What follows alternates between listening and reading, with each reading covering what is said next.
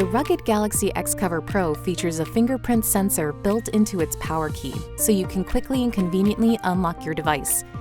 Here's how to set up and use the fingerprint sensor on the XCover Pro. First, pull down the quick panel and open Settings. Scroll down and tap Biometrics and Security.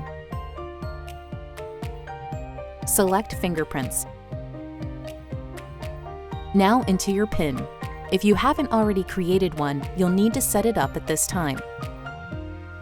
Now begin registering your fingerprint, pressing lightly against the power key on the right edge of the device. Reposition your finger on the sensor to get a full scan. You can register additional fingerprints for more flexibility.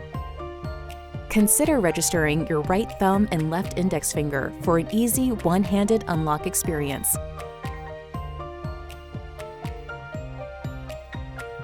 Now you can use your fingerprint to instantly unlock your Galaxy XCover Pro.